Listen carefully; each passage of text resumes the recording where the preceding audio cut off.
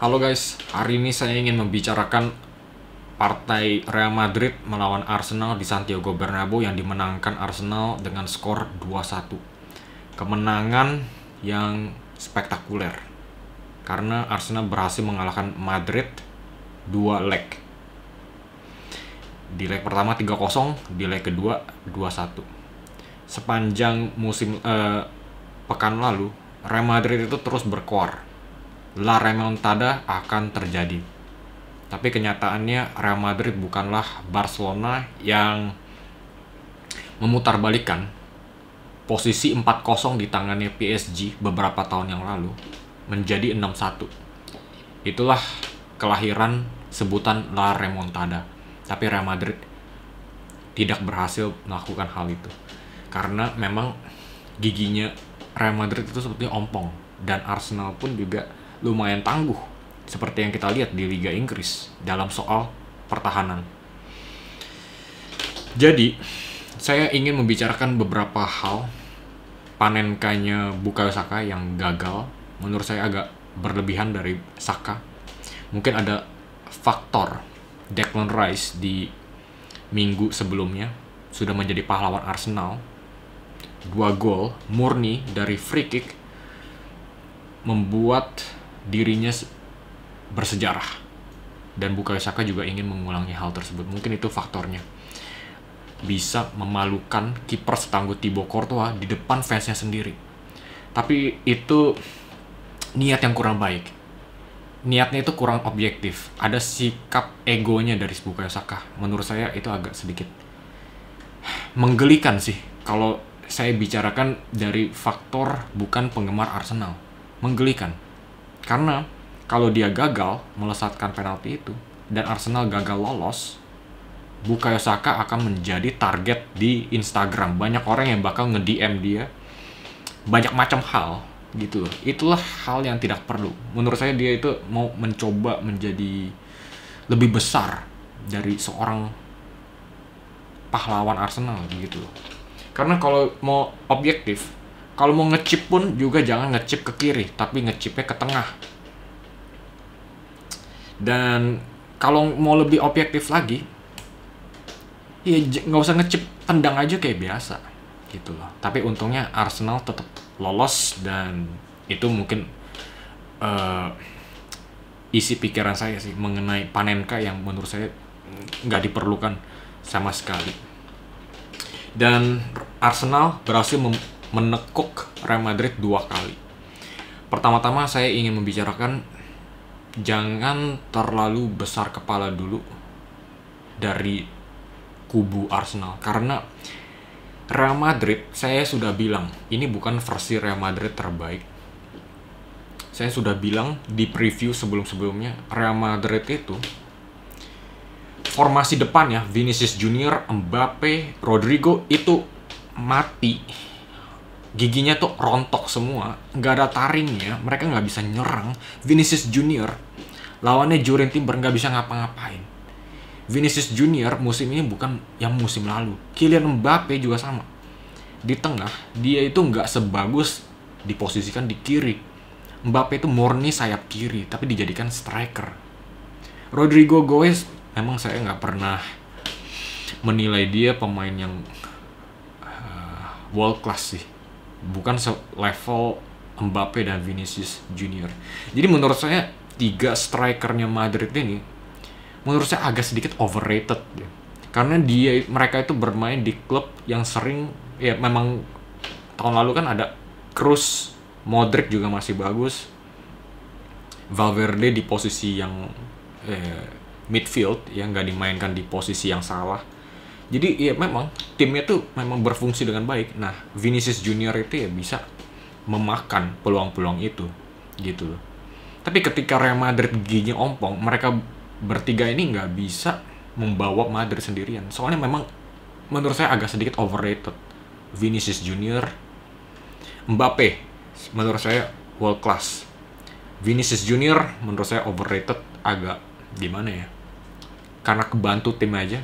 Rodrigo juga kebantu sama pemain-pemain lainnya. Menurut saya yang paling luar biasa, menurut saya yang patut menyandang level elit itu cuma Mbappe aja. Cuma apa yang dilakukan, Mbappe yang ditaruh di striker. Ancelotti mestinya melihat siapa yang pemain world class-nya ditaruh di posisi yang benar lah.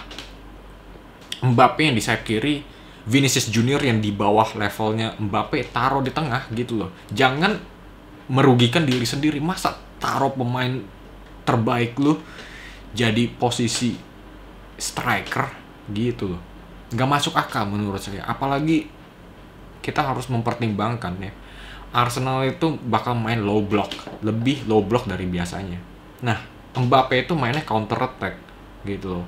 Dia itu nggak bisa duel 1 lawan 1 di dalam kotak penalti lawan Saliba dan Jakub Kiwior sendirian. Bukan tipenya.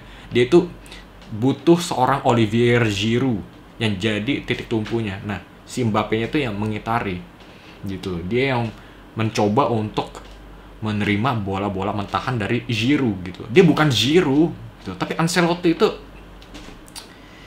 menurut saya keputusannya itu yang yang harus dibayar penuh oleh Real Madrid kemarin itu.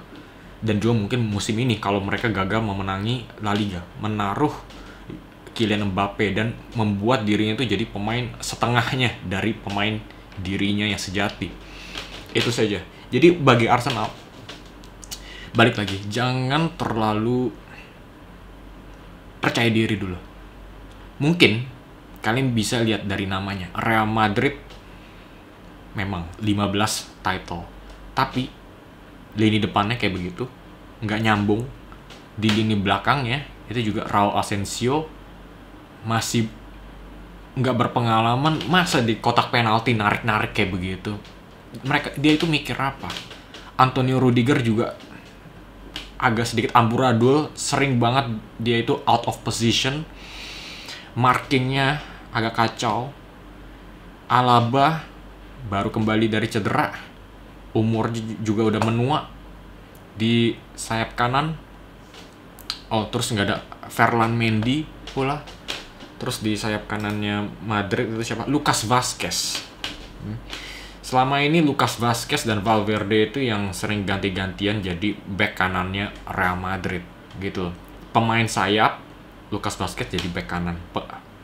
Valverde pemain midfield sering aja di posisi kanan, nggak ada yang stabil. Jadi dari segi pertahanan ini aduh, kayak tisu itu yang udah lepek-lepek, gampang ditembus gitu loh. Jadi gitu loh masalahnya Real Madrid. Kita ngomongin lini tengahnya, Valverde, Tchouaméni, Jude Bellingham. Tchouaméni, aduh, biasa aja kok. Menurut saya sih Tchouaméni biasa aja, nggak ada apa-apanya kok. Valverde menurut saya bagus, tapi dia itu ya itu nggak konsisten posisinya. Posisinya dari back kanan, lini tengah.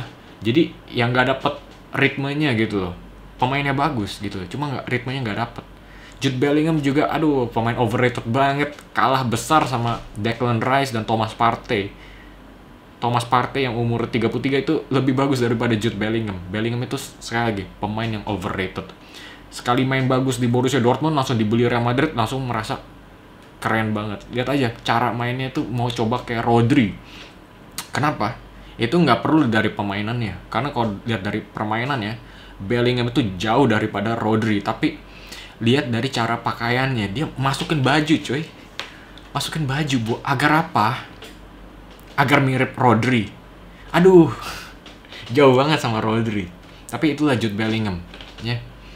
Pemain yang menurut saya masih agak labil. Masih mau meniru-niru pemain yang jauh lebih daripada dia di atas. Nomornya mungkin dia pilih 5, mungkin seperti Zinedine Zidane. Tapi aduh, jangan ngomongin deh. Gitu loh. Jadi ini Real Madrid tuh Real Madrid KW dari Real Madrid yang 15 title. Jadi balik lagi nih ya, gue jadi ngomongin Real Madrid, tapi gue sudah mau ngomongin Arsenal. Jangan besar kepala dulu, karena kalian belum lawan tim terbaik Eropa. Menurut saya masih agak sedikit ragu tim terbaik Eropa saat ini siapa. Karena pertama saya melihatnya Real Madrid. Saya belum nonton La Liga sebelumnya. Jadi saya pikiran dari musim-musim lalu ya mungkin Real Madrid tetap sama, tapi ternyata Real Madrid yang sekarang ini KW. Nah, banyak orang yang mengira lawannya nih Arsenal PSG itu mungkin tim terbaik. Nah, ini mungkin lebih tertantang. Lebih tertantang. Tapi kalau dilihat pun dari segi teknik tengahnya PSG siapa? Kita mungkin sedikit preview ya. PSG melawan Arsenal. Tengahnya PSG, Vitinha, João Neves, dan juga Fabian Ruiz. Fabian Ruiz dengan otak Spanyolnya tahu gimana cara kontrol bola. Vitinha juga sangat lincah dengan bola, cerdik di ruang-ruang sempit. João Neves juga dengan visinya juga dia punya kemampuan untuk melontarkan umpan-umpan pendek sekaligus panjang. Dari segi teknik menurut saya lebih unggul daripada Arsenal. Tapi itu ucapan saya. Saya juga jarang nontonin PSG selain di Champions League. Tapi dari segi teknik di atas kertas menurut saya lebih tinggi daripada PSG, daripada Arsenal. Tapi ya itu, bisa saja Arsenal unggul. Karena dari segi teknik kita belum tahu nih siapa yang bakal menang. Sebelumnya pernah Arsenal lawan PSG. Arsenal yang mendominasi pertandingan. Tapi kan itu dulu ya, di awal-awal musim kita nggak tahu. Sekarang ini bisa aja beda. Jadi kalian mungkin para penggemar Arsenal mungkin pada bilang, tunggu dulu, lu bilang PSG lebih tinggi, tapi lihat dulu, main dulu. Memang benar, kita cuma bisa berkoar doang, tapi kita kenyataannya harus nonton langsung siapa yang lebih unggul di lini tengah. Karena Arsenal tipe permainannya pun juga lebih mengontrol possession. Nah, pasti nggak mau kalah. PSG juga sama, otaknya juga sama, mau ngontrol possession. Nah, dua tim yang mau ngontrol possession, siapa yang menang? Nah, itulah yang seru. Begitu. Nah, itu kenapa kalau Arsenal setidaknya bisa mengungguli PSG atau menyamakan setidaknya level tekniknya PSG, Arsenal yang bakal menang. Kenapa? Karena Arsenal itu lebih unggul dalam soal fisik. PSG itu gak punya CDM murni. Seorang N'Golo Kante gak punya. Menurut saya pemain yang terlalu berteknik tinggi harus perfect 100% seperti Xavi, Iniesta, Busquets. 3 pemain teknik tapi bukan CDM, siapapun juga dari 3 pemain ini. Tapi mereka kenapa bisa menguasai? Karena tekniknya itu udah luar biasa sempurna. Oke. Nah, kalau kalian sempurna kayak begitu, kalian bolehlah main tanpa CDM karena bolanya nggak bisa direbut. Nah, kalau PSG ini, mereka punya idealitasnya tuh sama kayak Barcelona, Luis Enrique, bekas Barcelona juga. Tapi sayangnya mereka itu masih belum seperfect Xavi, Iniesta, Busquets. Nah, kalau Arsenal ternyata bisa menyamakan level tekniknya PSG, mereka yang unggul karena mereka itu ada physicalnya. Partey, Rice, mereka mainnya lebih ngotot, mereka lebih kuat, mereka bisa overpower midfieldnya PSG ini.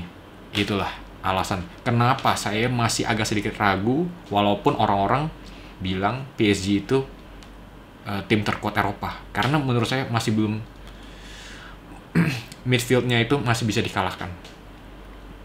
Itu memang kalau dari attack itu jauh lebih bagus daripada Arsenal. Saka, Merino, Martinelli melawan Dembele, Barcola, Kvaratskhelia. Menurut saya pemain terbaiknya PSG itu Kvaratskhelia. Itu harus diperhatikan karena gerak-geriknya itu lincah banget. Disasi dibuat main halilintar sama Kvaratskhelia di laga perempat final kemarin itu. Jadi dia itu yang harus diperhatikan. Jadi kira-kira begitulah partai yang akan terjadi Arsenal melawan PSG di Emirates Stadium. Sangat menarik dan nanti pasti saya akan membicarakan lagi previewnya mungkin lebih detail lagi, lebih mendekati hari H-nya. Oke guys, jadi sampai di sini aja. Kalau kalian enjoy, seperti biasa klik like dan juga kasih komen di bawah